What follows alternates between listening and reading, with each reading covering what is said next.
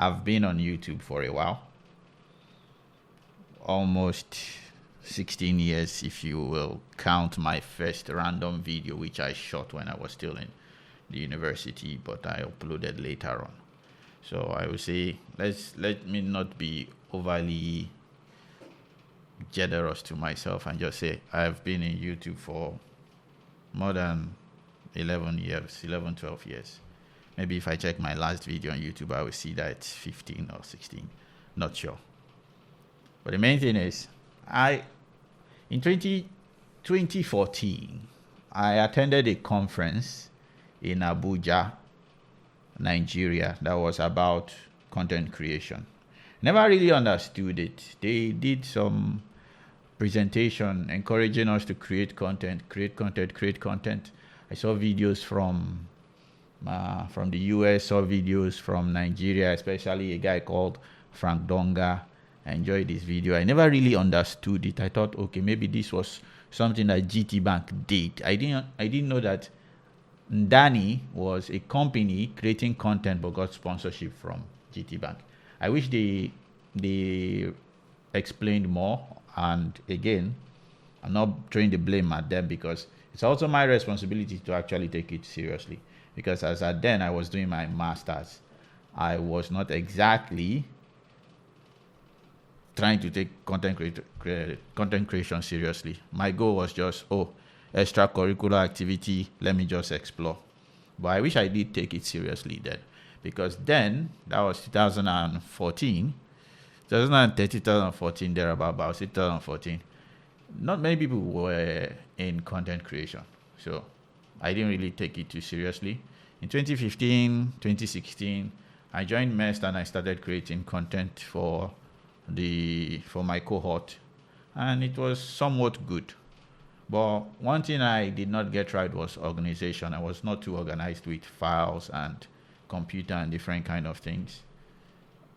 Maybe because of my own system was not all that good, but still not an excuse. You're getting the hang of what I'm saying, right? Many things have happened in my life that I could throw the blame on, but the main thing is I am the one that should take the blame. I'm the one that was supposed to persevere, that was supposed to keep pushing until I see the light at the end of the tunnel. So that aside, I dropped content creation for a while, then was trying to find my bearings because I didn't have anything to do other than to push the startup gig and every other thing, because that was the only thing that was giving me money to eat, because I didn't have a direction yet. I just knew I need to put my focus on running a startup, graduating from MEST, pushing. Content was on the side.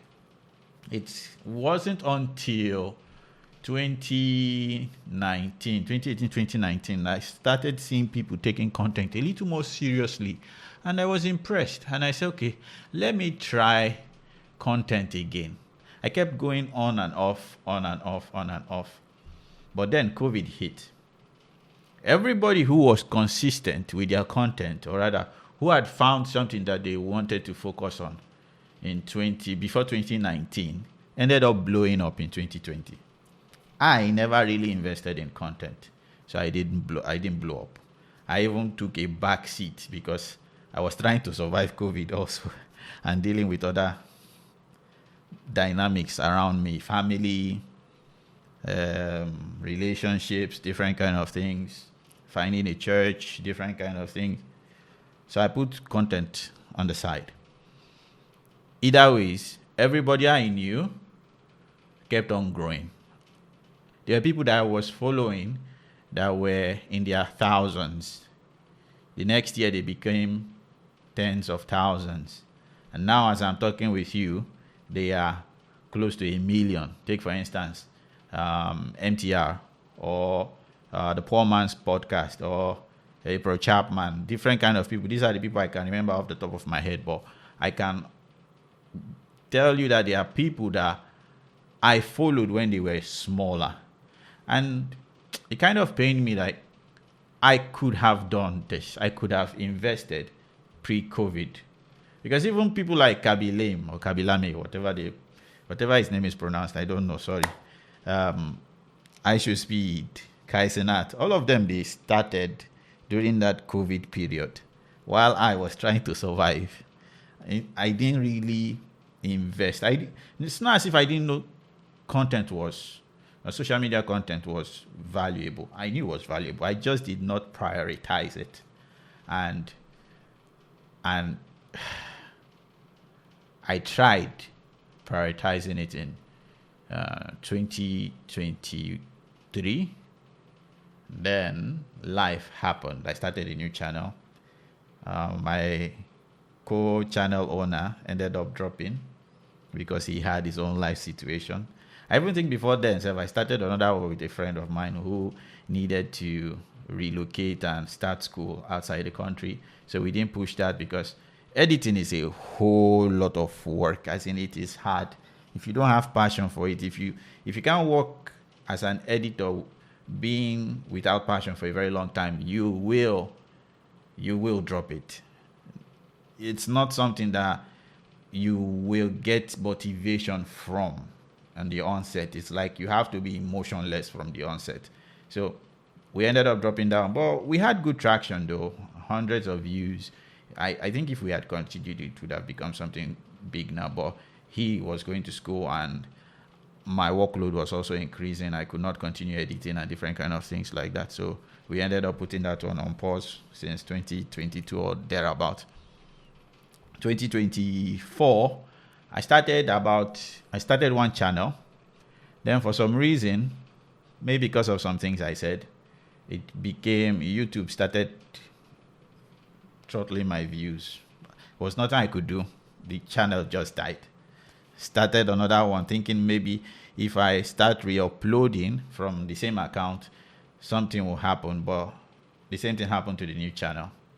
So I stopped.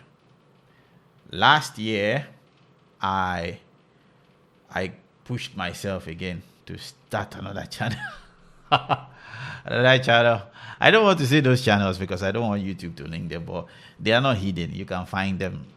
But if you ask me in the chat, I'll tell you what they are if you want.